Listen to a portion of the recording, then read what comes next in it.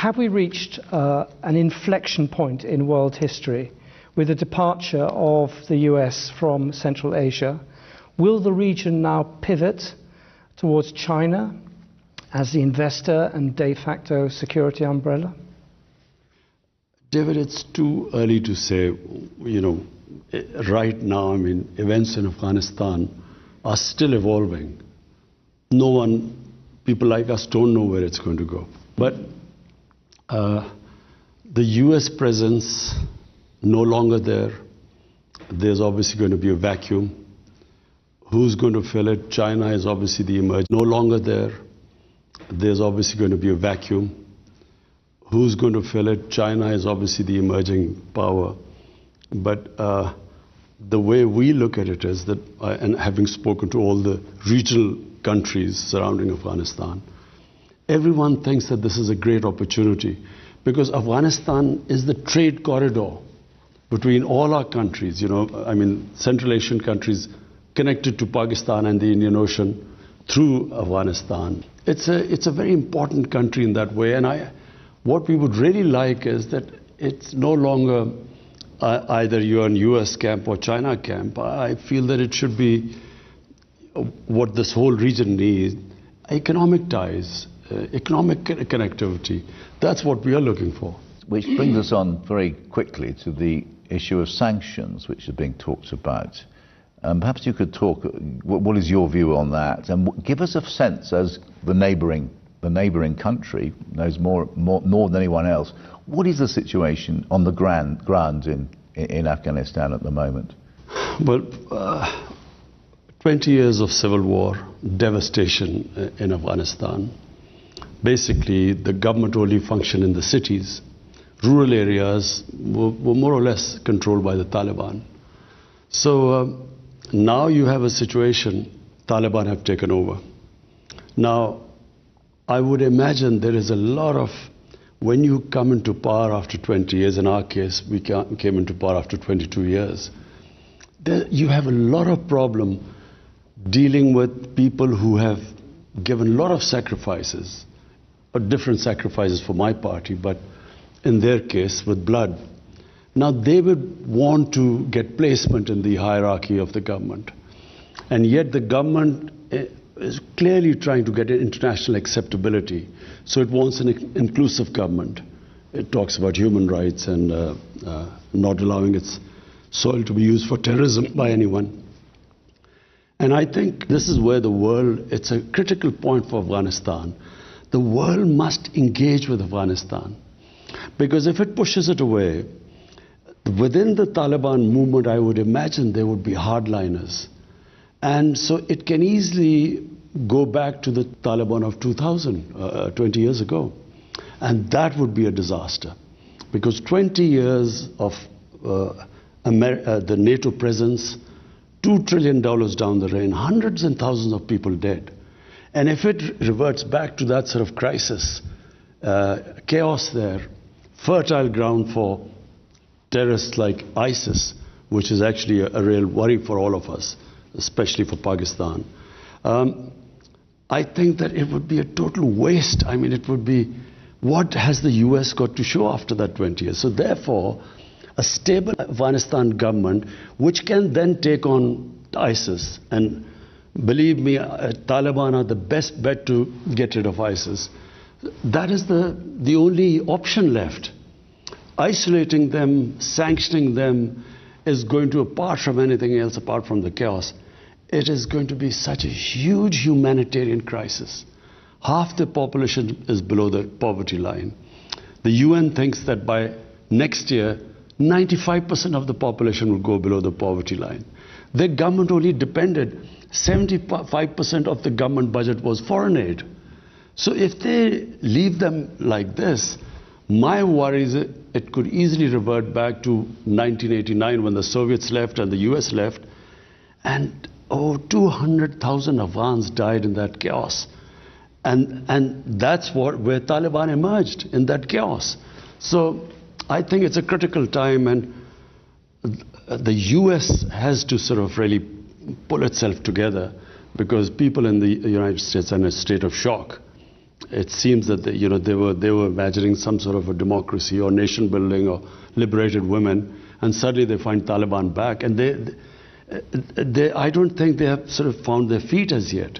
There's so much anger and shock and surprise, but unless the US takes the lead, we are worried here that chaos in Afghanistan, we are the country which will be affected more after that. What did President Biden say when you put these points to him, as I imagine you will have done? No, I haven't spoken to President Biden as yet. You haven't spoken to President Biden? Well, it's up to him. It's a superpower. You're the next door neighbour to Afghanistan. They've just spent a situation, you say. Whether the Americans like it or not, you have an immense influence in the country. And President Biden has not spoken to you. I find that absolutely astonishing. Our security chiefs have spoken. Our foreign minister has been in touch with the US foreign secretary. But no, we haven't spoken. But we are in touch. All these things we have spoken to the US. That look. Are they listening to you? I think, at the moment, as I say, just watching the Senate hearing, there's shock in the US. They can't believe what has happened. They can't, because they were obviously misled. They were being told that democracy was coming and women are being liberated and this nation building and so on. They can't believe that Taliban are back in power, and most of all, that the billions of dollars spent on the Afghan army 300,000 Afghan army gave up without a fight. That's what they can't understand, because they were never given an accurate picture. I went to the US in 2008 and I spoke to the think tanks. Then there was Senator Biden and Senator John Kerry and Harry Reid. I spoke to them. I said, there will be no military solution. This is a quagmire. They talked about Iraq at the time. This was a much bigger quagmire. They didn't know the history of Afghanistan. So our army chief 2 years later went, General Kiani, he said the same thing to President Obama. He said, you are going to leave a big mess, we will have to deal with it, and you will not have a military solution. But unfortunately, I think they were led by the generals. And you know what the generals always say, what they've always said, give us more troops and we'll win, and more time. How do you assess how the Taliban have behaved since gaining power? I think, David, we have been so relieved, because we expected a bloodbath, and always when there's a civil war, a puppet government backed by foreigners like Soviets, like before them the British in the 19th century. When the Soviets left, there was a bloodbath. And we were fearing that in Kabul, when the Taliban came, and we thought there would be bloodletting of the sort of what happened after 1989. So it was peaceful transfer of power. So that was the best thing that happened. But also we felt that we would be blamed for this. But because 300,000 troops surrendered without a fight, clearly we didn't tell them to surrender without a fight. So the ground realities were that Taliban had become a popular movement, especially in the rural areas. And that's why the army gave up without a fight. And secondly, the Ghani government was corrupt to the core. They were, firstly they were perceived as a puppet government, then corrupt. People, who was going to fight for them? But you haven't fully answered David's question there, which is, it hasn't been as inclusive a government as we hoped. It is not, women's education remains a huge problem. I mean, the future of women's cricket in Afghanistan, that lovely success story of Afghan cricket, and yet women's cricket doesn't seem to have a role today. I mean, these are very serious things, and these are being watched in the West, because people are saying... I mean, it's being weaponized, if you like. But it's also true, isn't it, that if you are an Afghan woman, your rights have gone back 10 years, 20 years?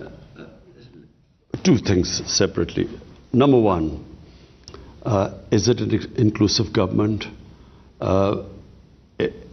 Not right now, but Taliban have so far stated that it's a transitory government and they want to include other people. What they have stated is that they will not include anyone from the former regime of Ghani. And really, they need an inclusive government because Afghanistan is a diverse society. It has mainly Pashtun, 50%, then there's huge Tajik minority. And I have tried my best with the Tajikistan president somehow to get them together. Then there are Uzbeks there, and Uzbekistan is trying to sort of get them together. So the neighbors are interested that they all form an inclusive government, so it's a stable government. About women's, please remember, Kabul, the women always had, the culture in Kabul for women was different to the rural areas. In the rural areas, women's lives hasn't changed. This is how they lived, it's a culture. It'll probably take time to evolve. The main issues in Kabul itself. And Kabul, if you went there 50 years ago, the Kabul culture was different to the rest. Now, my contention is that rather than forcing Taliban, to do this and include so and give the women, they have said that they will give women education.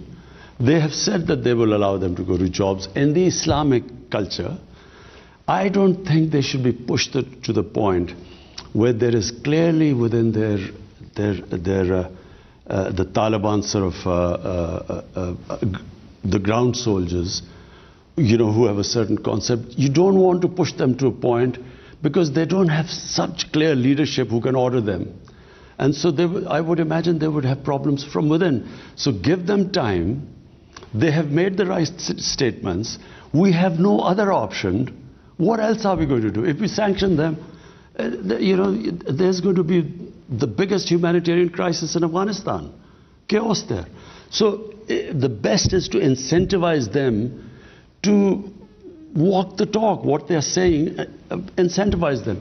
But if you force them, I would imagine the nature of the people is such that they will push back and they will, it will be counterproductive.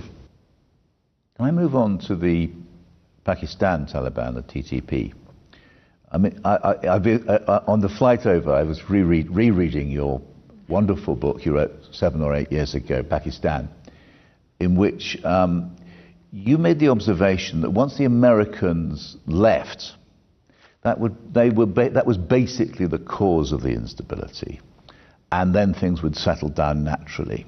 The Americans have left, but have they settled down naturally? The TTP is a problem in Pakistan now, isn't it? It hasn't been solved by the departure of the Americans. Well, let's put it in perspective. What was TTP? TTP were Pashtuns along on the Pakistan side of the border. Just for the viewers, Taliban is a Pashtun movement. There are about 45 to 50% Pashtuns in Afghanistan. On the Pakistan side of the Durand Line, which was made by the British, are twice as many Pashtuns. But what is called the tribal area was the border area on the other side of Afghanistan. There were the Pashtun tribes, and there was actually no border. The Durand Line was never accepted. They used to move back and forth.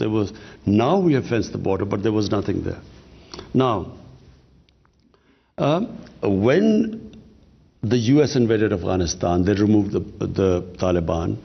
The Pashtuns on this side were completely sympathetic with the Pashtuns, not because of the religious ideology, but because of Pashtun ethnicity and nationality, which is very strong. So they turned against Pakistan. When we became an ally of the US, they called us collaborators, and they then started attacking the Pakistan state and started calling themselves Pakistani Taliban, which we hadn't had before we joined the alliance.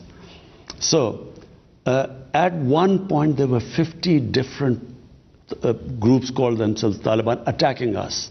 There were 16,000 terrorist attacks inside Pakistan. 80,000 Pakistanis died.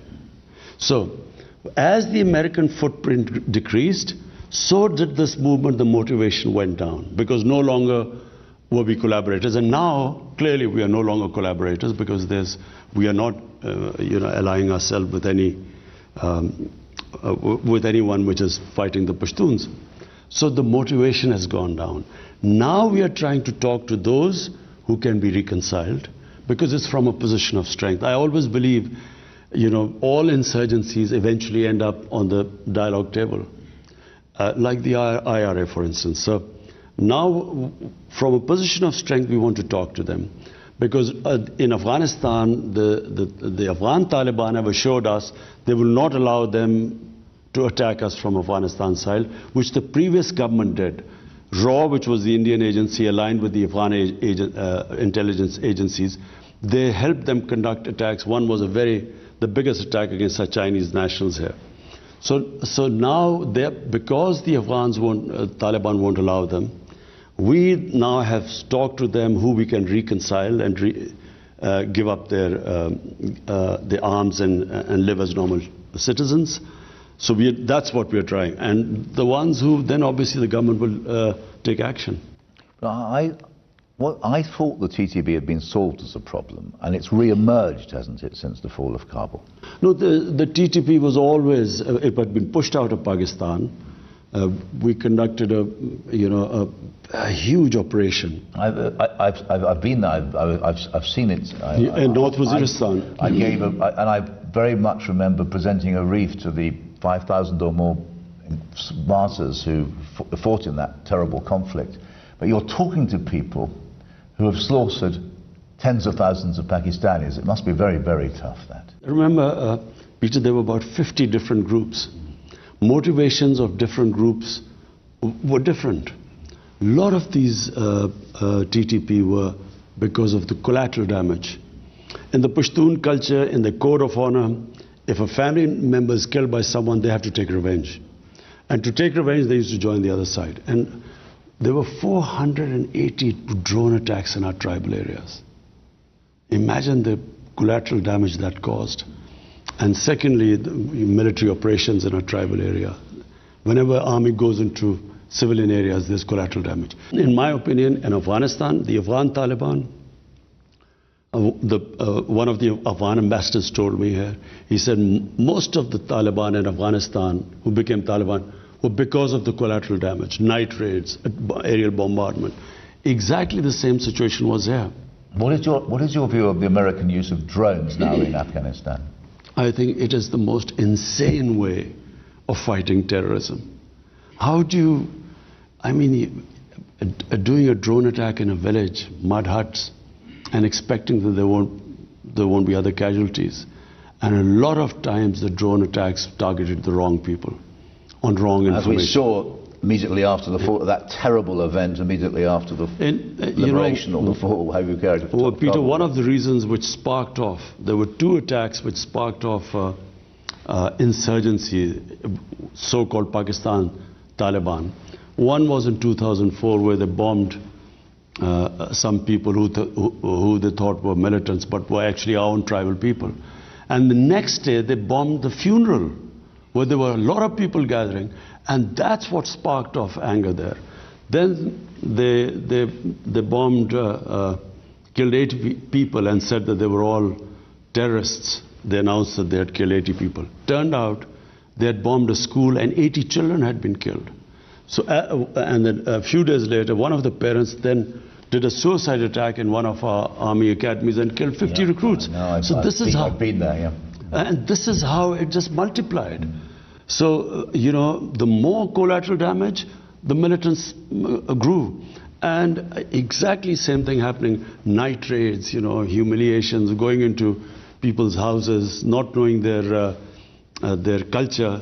And then aerial bombardment. So the Americans say to you, can we have a base in Pakistan to launch attacks on ISIS? What will you say?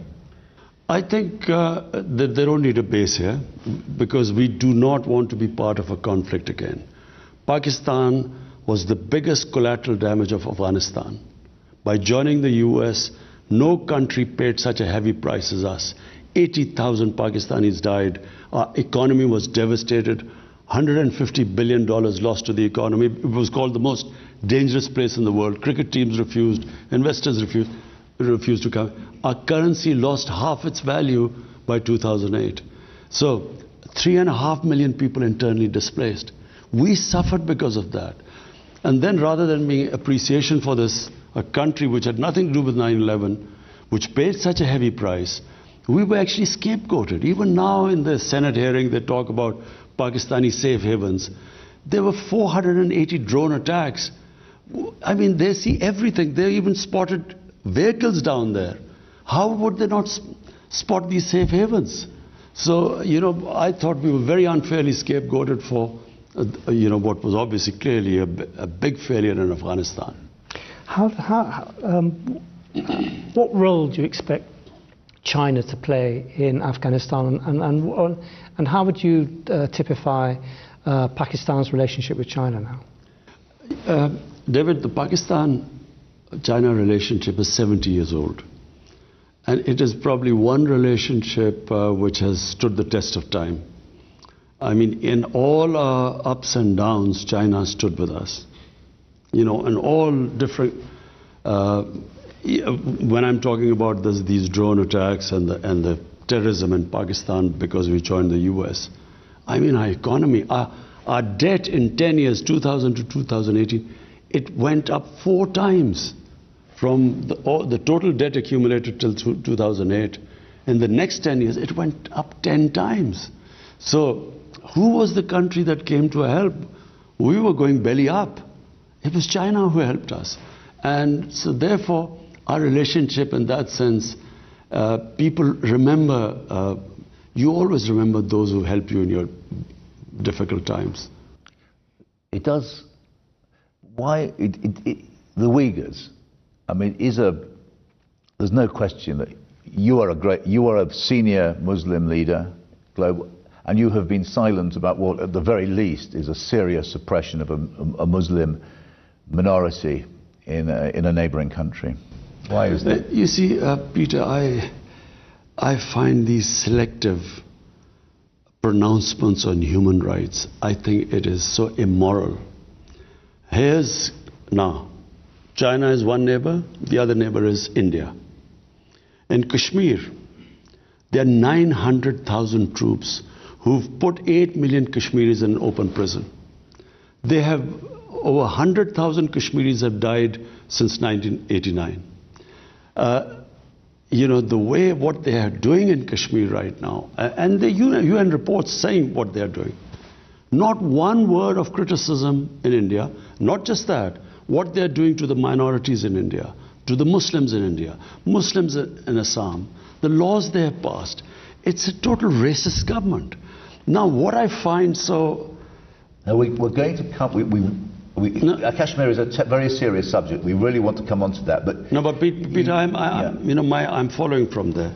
Now, they want us to criticize what's happening to the Uyghurs.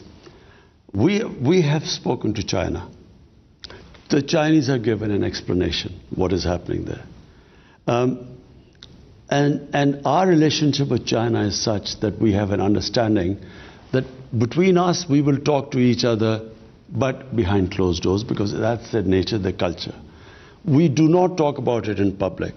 But in public, all I want to say is that why is there not such indignance about what is happening in Kashmir by the same countries that want us to talk about the Uyghurs? And my second point is Peter, that there's the whole Muslim world is in turmoil. You go on from Syria to Yemen to everywhere, the Muslims dying. We, as a government, decided that our main focus right now should be a disputed territory between Pakistan and India, where all these human rights violations are taking place. Let the world take notice of that first, then we will talk about other violations of human rights. On Kashmir, the world seems to regard Kashmir as a Pakistan national interest, and you regard this as above all as a human rights issue. How can you separate the two agendas and get the world to focus on what's actually happening in India-controlled Kashmir? You see, David, Kashmir was a disputed territory between Pakistan and India, and this was confirmed by 2 United Nations Security Council resolutions, which said that the people of Kashmir will be allowed through a plebiscite under the UN auspices to decide whether they want to be part of India or Pakistan. Now that right was never given to them. But worse, in 2019, 5th August, they had the special status until this right of self-determination was given to them. They took away the special status. And they clamped down on them by sending these 90,000 troops there. And basically Kashmir is an open prison. Now, our problem is that we are not now talking about it as a territorial issue. We are simply talking that allow the Kashmiris, and we in Pakistan have given them the other option. They don't have to come either to Pakistan or India, just their right, democratic right, if they want to be an independent country. So this is where it is. India, clearly the ball lies in Indian court. What do they do now? They cannot indefinitely have put these people in an open prison. Because having taken this step, I don't know what they expected. They are now trying to change the demography of Kashmir by bringing settlers from outside, which was also in the constitution provision prevented this from happening, that settlers would not be allowed to settle in Kashmir. And then the Geneva Convention, it states clearly that you cannot change the demography of an occupied country. You know, until that status is clear whether they're part of India, you can't change the demography. So they are actually trying to convert them from Muslim majority to a minority. How dangerous a situation? It's been rather forgotten because so much else has been going on. But how here we have two nuclear powers at odds with each other, and there's fighting almost all the time, isn't there, at a low level? You know, how dangerous a situation is Kashmir? Peter, if you look at the flashpoints, probably the nuclear flashpoint right now in the world is Pakistan, India. Because nowhere else is there such a situation where there are two nuclear armed countries who've had 3 wars before they were nuclear armed. So we haven't had a war since then, so because of the deterrent. I think as a 13-year-old you wanted to join up, didn't you, in 1960? I still remember. 65, yes. I still remember that. But I feel that, you know, we had this little skirmish when there was a suicide bomb which went off in Kashmir. Indian soldiers were killed, and they blamed us. We kept saying that we will give us any evidence, and we will hold those responsible. We will take them, but have them punish us, even give them to India. Rather than giving us evidence, they bombed us. Fortunately, there was no loss of life. So, you know, Pakistan also retaliated, again bombed somewhere, and then they shot down an Indian plane. So in that situation, I mean, I as a chief executive felt it could have gone anywhere. We immediately returned the pilot, you know, was shot down to cool down things, because once 2 nuclear-armed countries get into the situation like we did, it can go anywhere. So I think I actually addressed the United Nations too, and told them that, look, you came into being to stop this sort of thing. There's an unresolved issue. It's your own Security Council resolution. In East Timor, the people were given the right, they passed a resolution, they were given a right to decide the destiny, plebiscite, they became independent. Why not Kashmir? And unfortunately, it's because of once, you know, if you're big enough, you have a huge market for other goods, that gives you the leverage actually to get away with, you know, which East Timor could not get away with. Can I ask you, all this seems incredibly familiar to Palestinians, what's happening to Indian-controlled Kashmir. It's almost as if Israel has given India the template, although that's probably a very crude way of putting it. But how dangerous is the liaison between Israel and India right now? I feel that, well, they are very close, you know. I mean, should we read it anything into it that Narendra Modi visits Israel and then he comes back and clamps down on Kashmir and, the events of 5th August 2019. Do we think that he got his instruction from there? Because that's what Israel has done. They have just built such a strong security apparatus and they just crush anything. They will send people in, they will kill, assassinate, and then they have total immunity. They, whatever the United Nations General Assembly says, they have complete confidence in the veto power which the US has in the Security Council. So they get away with anything. And I feel that India feels, because now it is being used, or it is considered a bulwark against China, they are now part of the Quad. I feel it's the same thing. India can get away with anything. My whole point is that when they ask us to comment on human rights elsewhere, the worst human rights violation is in Kashmir. Nowhere, maybe in Israel, but nowhere are things as bad as they are in Kashmir. Were you pressurized by any Gulf country to recognize Israel? No, we weren't. No one pressurized us. In any case, Pakistan is a democratic country. There's no way we can take a decision without carrying our people with us. So there was at no point did someone whisper in your ear and say, why don't you join? This is the incentive for joining the Abraham Accords. No one did. I wonder if I could change the subject and quote what I think are very prescient words from your book about Islamophobia in Europe. The ascent of right-wing anti-immigration parties in Europe, the misleading and sometimes downright sensationalist reporting against Muslims in the right-wing Western media, France's ban on the burqa, and so on. Nothing's got any better, has it over the last 7 years since you wrote those words? Peter, look, the problem is, and I blame the Muslim leadership for this too. So first, why did the Muslim leadership allow terrorism and Islam to be connected? What has Islam got to do with terrorism? Just now, this Indian variant of this COVID-19 came across, devastating the world. But the Indians said, look, don't call it Indian variant, call it Delta variant. Well, quite right, because why should sort of any virus be associated with any nation? Similarly, why should terrorism be associated with any religion? No religion would promote terrorism. So after 9/11, connecting Islam and terrorism, and then saying radical Islam, as if there's some radical Islam which promotes terrorism.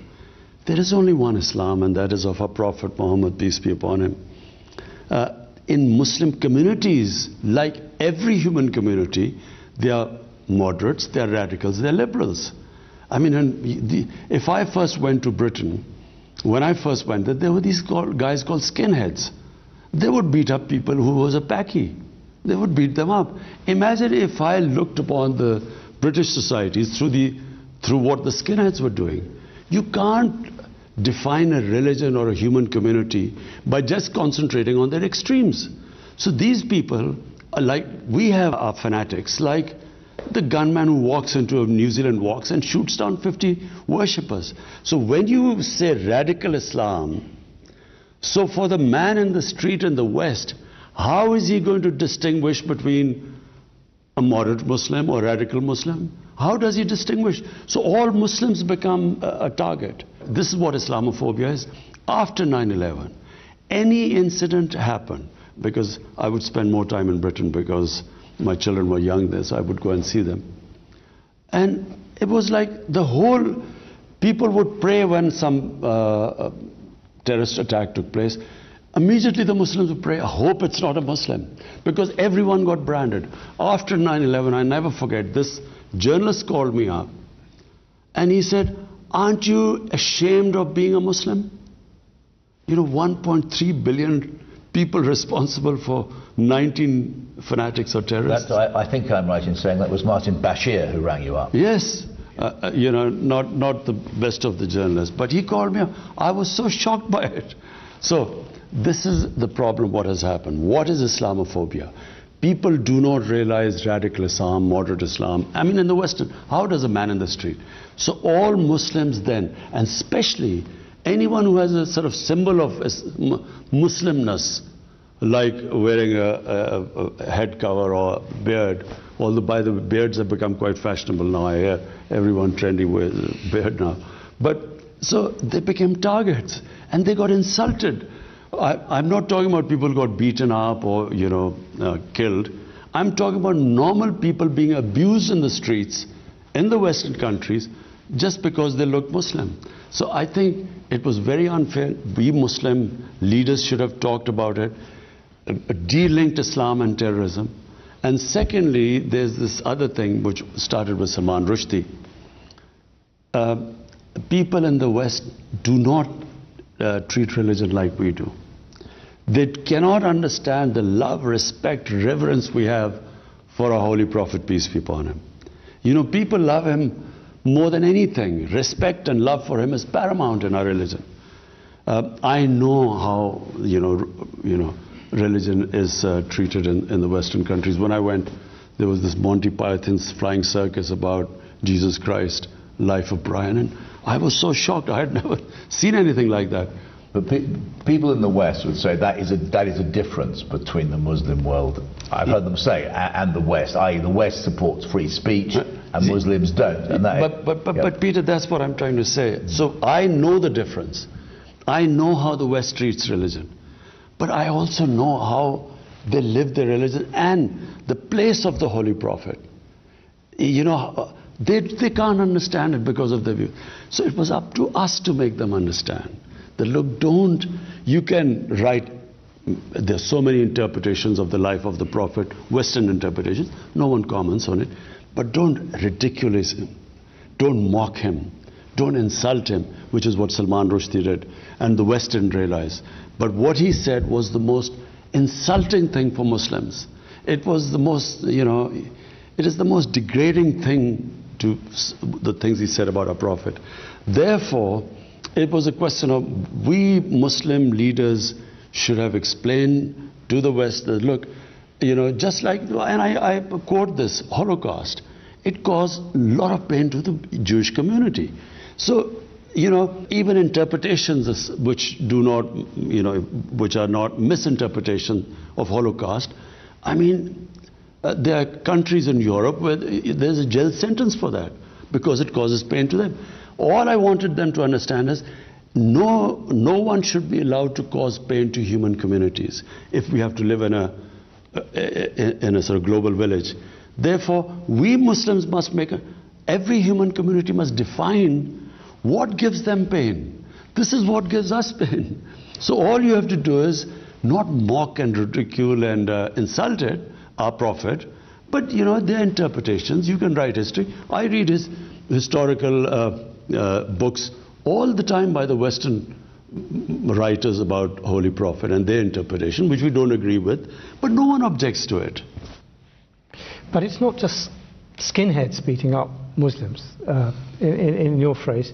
It is Emmanuel Macron using Islamophobia to outflank the extreme right in France. That's a big step up from what's happened before. You see, I feel that President Macron doesn't really understand, you know, how is he going to deal with the Muslim community there. Unless he understands that, there will be this vicious cycle. There will be someone who will, again, as I said, insult our Prophet. Among the fringes, there will be an over-the-top extreme reaction, even stabbing or something. That then will raise outrage in the French society, saying, look at these people, they don't understand our freedom of expression is like our religion. They will react like that. Police will clamp down on mosques and something. They will then marginalize the Muslims more. From that marginalized community will again someone do it. So they are caught in this cycle. And to get out of it, All they have to do is, there must be an understanding that, look, either you decide to expel all the Muslims from there like Spain did in 1492, or there must be some code of existence together. In Pakistan, we have this blasphemy law. The blasphemy law was made by the British when they were ruling India. What was the blasphemy law? That if there are 3 different human communities living in a village, previously what would happen is that someone would insult a sacred entity of the other community, there would be a riot, people would be killed. So they then said, look, this is not allowed. So instead of there being a riot, they would go to the police saying that, look, he's insulted my, and accordingly they'd act. So it was a deterrent not to insult other people. There has to be some sort of an equilibrium in the French society. Otherwise, my worry is that this cycle will keep going on and on. I know you've been very generous of our time. Can we ask 2 more questions? The first is climate change. We've got the big conference, I think it's next month in London. Will you be going? I'm planning to go. And what will be your message at this? I mean, many people say this is the last chance to save the world from some cataclysmic disaster. Do you agree with that? Peter, some of us, who've lived by nature, because I grew up, really where I lived was like a village, outdoors. It's now almost central Lahore. It is now. Zaman Park. It is. You can't sit outside. It's like on the edge of a motorway. And then all my hobbies were, I would love trekking. Pakistan has the most beautiful trekking in the world. And then I loved this. In the winter, I loved partridge shooting, which was a beautiful time here. And so my life was outdoor. And then cricket outdoors on, beautiful grounds. People like us saw this change coming. You could see gradually the temperature getting warmer. And people in the villages, people who live by nature, also sense this. Maybe 20 years ago you saw this happening. But the world, I think, in the last 2 years, have suddenly discovered these strange weather patterns. And countries affected, like in Germany, look at what happened in Germany and so on. So, and the fires that are in California, Siberia, and Mediterranean countries. So, people have begun to realize that we are really now, the human survival instinct has, I feel, kicked in. They are realizing that if we keep going at this rate, things are just going to keep getting worse. And therefore the emergency. My only worry is that the countries that are responsible for these carbon emissions are the developed industrialized countries. They are the ones who are really responsible for the high percentage of emissions. But I feel that they are making the right noises, but they are not willing to take the hard decisions because it is going to be difficult. When you change to renewables, it's going to be difficult, a little painful. Already they are talking in Europe about the gas prices going up and so on. So I think that unless and until they walk the talk, what they are saying, they then do it. They put their money where their mouth is. It's not going to happen, because when you worry about your elections, you worry about unemployment. And with Donald Trump, he was quite forthright. He didn't even hide behind any euphemisms. For him, progress, growth rate, jobs were more important than climate. Now, unless climate becomes more important than this, I'm afraid we will have a lot of conferences, but for electoral purposes, people will make the right noises. But what do you want COP26? I think it's COP26 to do. Well, for a start, look, it has a financial cost. If you want to really make an impact, you have to spend money on that. So clearly, countries like us, we're punching above our weight. We're planting 10 billion trees in this country. 10 billion now. 10 billion. We started 1 billion. We achieved that. We planted 2.5 billion right now. We are on our way to 10 billion. And then we are cutting down, we had coal power plant in the schedule. We scrapped that. And there's one going which, if we get some funding, we're willing to change that to, to renewables.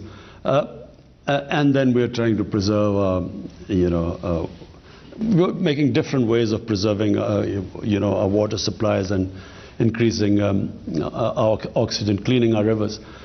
Whatever we do, unless the richer industrialist countries, unless they take steps, I'm afraid, we don't. Our contribution to emissions are negligible, about less than 1%. To move on, finally, apparently you used to be a cricketer. England, the ECB cancelled a 5-day tour of Pakistan against the advice of the British High Commissioner, apparently. What was your reaction, given that all that Pakistan had done for English cricket in the last 2 years of those 2 tours, they come to the rescue during COVID, and then the English Cricket Board just cancels with no real... what did you make of that? What message did that send? Well, I've seen the evolution of Pakistan-England cricket ties over the years and with the other countries. I think that there is this... still this feeling in England that they do a great favor to play with countries like Pakistan. One of the reasons is that obviously the money is a big player now for the players as well as for the cricket boards. Indian cricket board now is the richest cricket board in the world. The money lies in India. So India basically now controls world cricket. I mean, they do whatever they say go. No one would dare do that to India, because they know that the sums involved, India can sort of produce much more money. So therefore, I felt that I think England let itself down. I didn't criticize, I didn't say anything. But I think England let themselves down because I expected a bit more from England. I did not expect them, just unilaterally without even consulting anyone. And of course, the biggest worry of protection of the foreign teams is for us. Imagine if something happens in Pakistan to a team, we are responsible. And we have one of the best intelligence agencies in the world. So I checked thoroughly. We had completely secured everything. I mean, even the New Zealanders, they got scared and they left. But in the end, I didn't really comment on it. I think the teams let themselves down. I think New Zealand let itself down by just from the stadium cancelling a tour on something which we know was a fake news, which was initiated by some Indian through Singapore. We know that. And, they got worried and they left. And then England, without even consulting anyone, they left. I think England let themselves down. And let Pakistan down too, because it's very important, isn't it, that after the terrible events a decade ago with the Sri Lankan team, that you've had this long period of coming back to world cricket, and then suddenly at the very last minute for England to turn their back on you, it was a kick in the teeth, wasn't it? It was disappointing, but I think England should analyze what they've done, the England team. They should ask themselves the question, what would they think if some country did that to them? That when they were finally, and they had gone to that country in difficult times when no other team would tour, and Pakistan went to England at that time when there were COVID restrictions. And then, how would they have felt if it had happened to them? Thank you very much, Prime Minister.